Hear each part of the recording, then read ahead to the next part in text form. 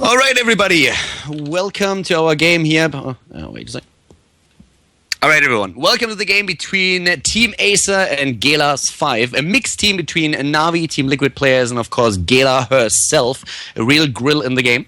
So we have BKB to the left side for Acer on ETC. We have Nasty on Jaina. Below Your Brain is playing Vala. Cypher with the Lost Vikings and Drakur on Uther.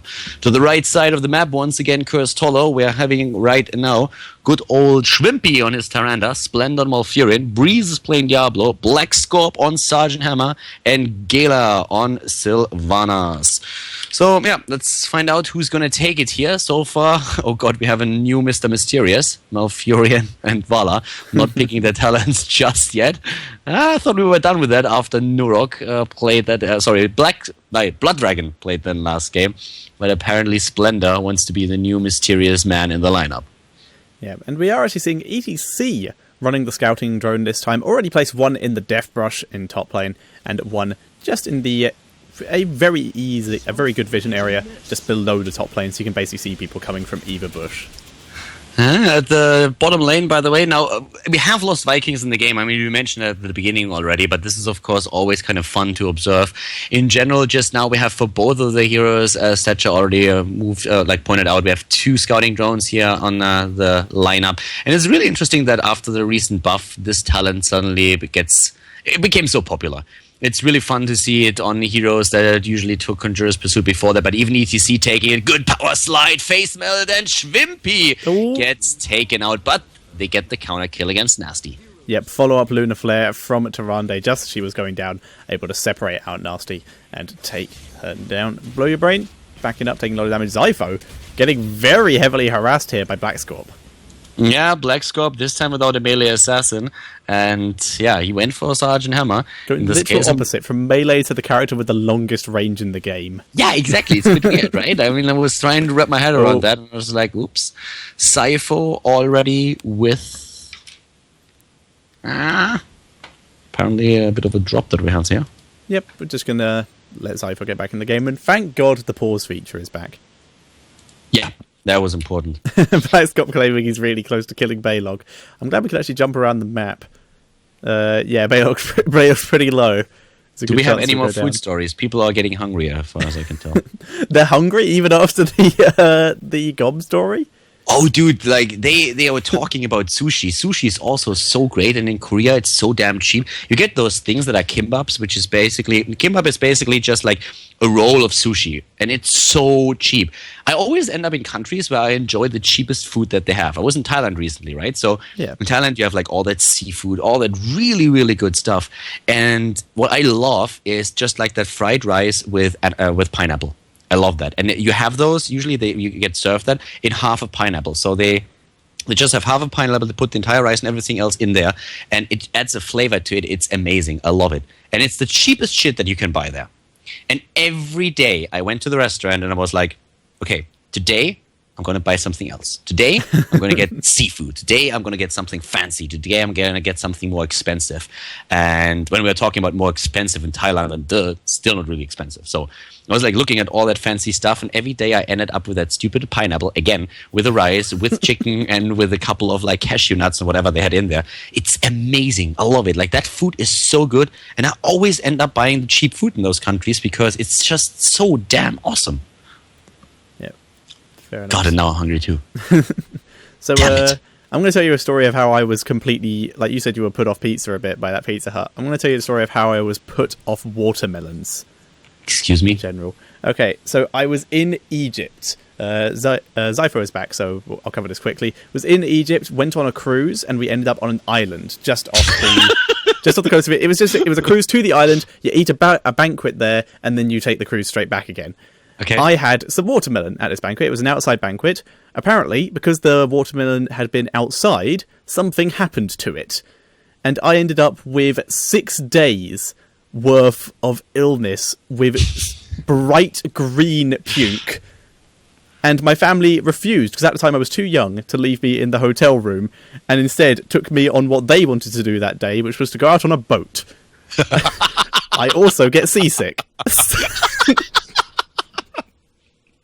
So that went well, and I basically spent a lot of time down in the cabin bathroom, just dealing with it.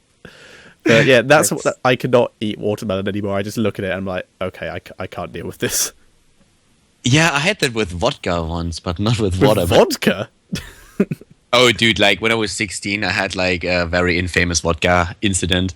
And let's just say that I basically drank a whole bottle of vodka on my own for a variety of reasons that I don't want to go into too much right now.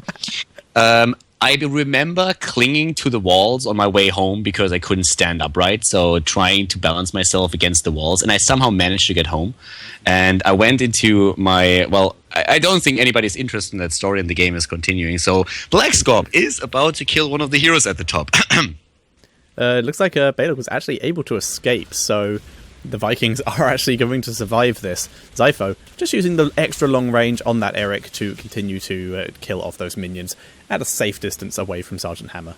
I love this pause function. I'll be actually like back right now. This is really good. It's so nice. Like it came in, like we had an issue in the Ding It Cup earlier, the first Ding It Cup, where basically I think it was Black Scorp actually who disconnected and could not reconnect against no way, it wasn't Black Scorp, it was someone from Gamers 2, and he disconnected and couldn't reconnect, and they had to disqualify them because we were too far into the game, and that was hours before the pause function came in. Ooh, my brain gets owled.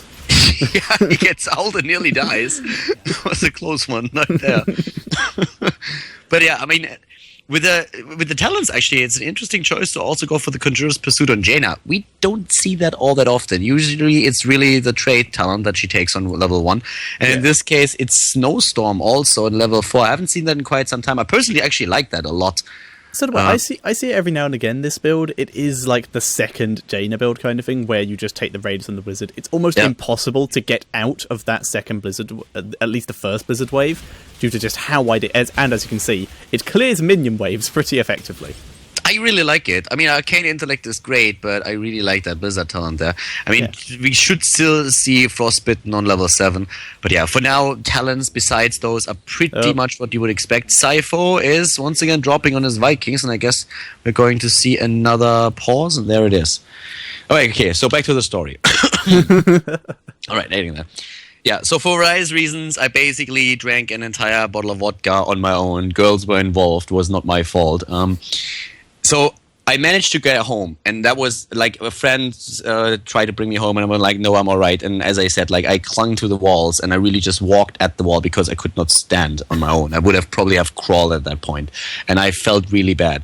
I remember coming back home. I remember that my mom woke up, and that she just started laughing when she saw me because I was so far gone, and was saying something like, yeah, deserve it. Just laughing. I'm like, I'm fine. Like I couldn't really talk anymore, so I think I grunted.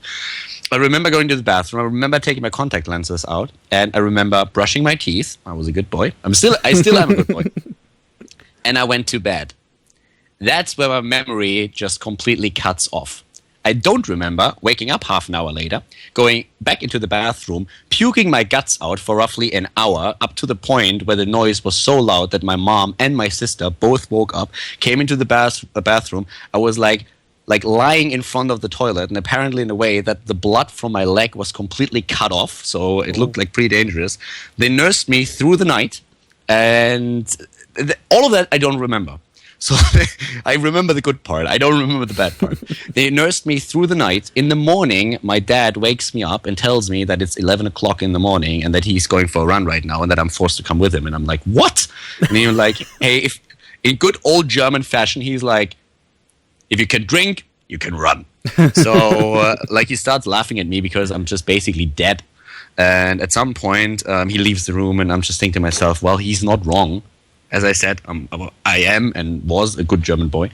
So I'm just like saying, all right, I'm going to go with him for a round. Come back down and see that the sucker lied to me. It's 7 o'clock in the fucking morning. I came home at 5. So something like that. It's not 11. I didn't sleep for like a long time. And I actually go for a run with him. Try to compete with him. Nearly run into a tree. Had a very unpleasant morning, fell back into bed, slept for an entire day, and every time, for literally a year, if I smelled vodka, I immediately had like I reflexively started to make puking sounds and shit, and I was just running away. So it was not really a good day, not really a good night, and I was cured for vodka for a long time. Overcame that problem by now, but yeah, it was an issue. If we end up with another pause, I'll tell you the story of how I found out I was allergic to Jaeger. For now, for now though, Below Your Brain is down goes Eric in the top lane. But Below Your Brain getting harassed by Jella and Splendor, having to back up quite a bit here after taking a lot of damage. For now, we're just seeing Jella's 5 just push this bottom lane very hard. Okay, could my chat please stop posting links to pictures with me with hair? Why? It looks good. I know, but it's still like I feel like people are making fun of me right now. I am making fun of myself. Okay, that's cool, but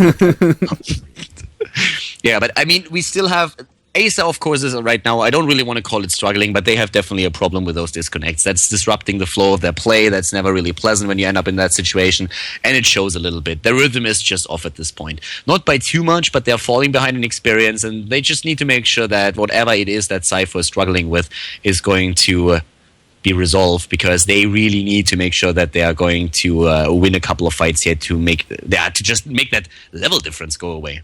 Yeah, we have 4 members down for both teams here. Eric is headed to the mid lane just to soak the XP and try and get Acer back in. This BKB does get overpowered. Gets the double stun off, though. Blizzard hits both Breeze and Schwimpy. Breeze on the run. 3-man stun out of Tyrande. But we are still going to see Jealous 5 back off here and trying to be a little bit careful. They did take quite a few hits. Yeah, and still that level advantage, thanks especially to, of course, the experience at the top lane. We have one of those towers going down, the second one about to die, as Black Scorp is just doing his thing, completely ignoring Cypher's Olaf for a few seconds there. Oh, down to the bottom on the other hand, the kill against Tyrande with the Blizzard. And once more, we're having Gelas 5 moving back. But yeah, Acer starts to find their rhythm here. Yep, Gelas 5 not giving up, just continuing to harass here, but now we're seeing Acer push very heavily out into this Death Brush, so they will get control of this area and grab that tribute. Cypher will split one of his Vikings off into the mid lane and helped out with the experience there quite a lot. So that was always good, and that's great with it. When you have lost Vikings like that and you can use them during objective time like this. Yep. It's always awesome. No. Uh-oh. Yep. Yeah. BKBs, yeah. Whatever. They don't appear to care, so I guess we're just going to keep playing. And, well, we're about to see what Viking bot is like. Level 10 has been hit by Jealous 5 here.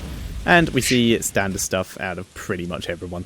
There was a game back in the days where SK was playing. Was it with Breezy? I think it was. Yeah. Someone dropped, and the bot played better than it was no difference. That they still won the game. The bot had some really good moments.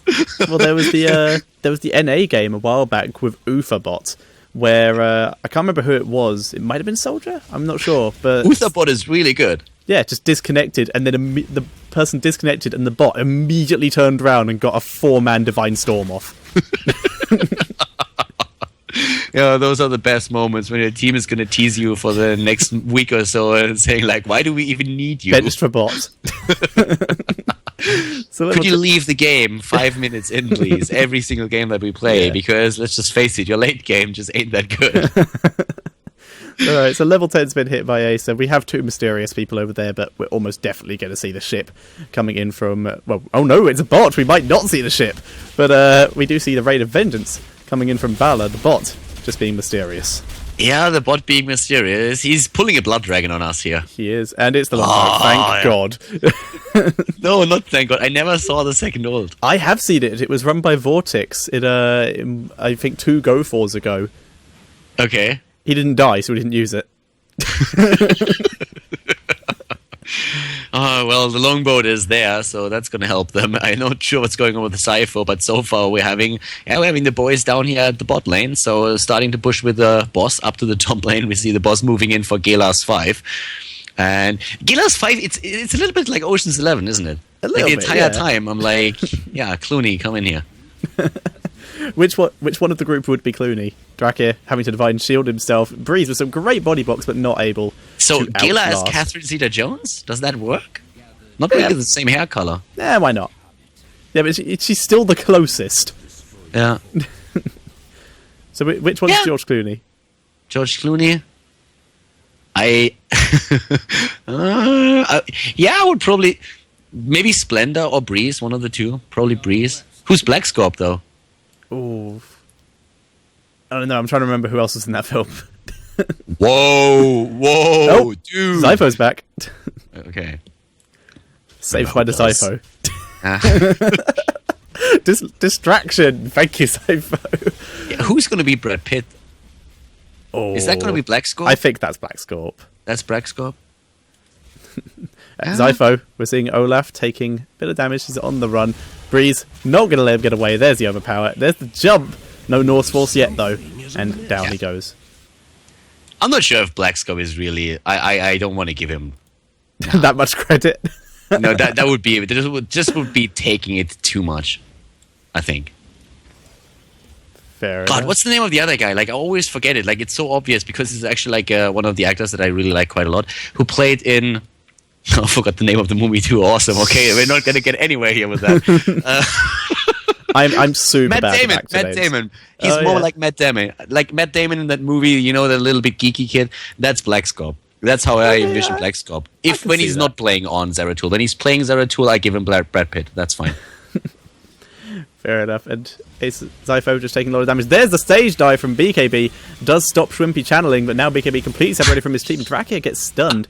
And they're continuing to go forward. Nasty coming in here with the Blizzard onto Shwimpy, and Shwimpy goes down. BKB with a Divine Shield on him. Splendor does get Rain of Vengeance, but is on the run. Is actually just completely separate here.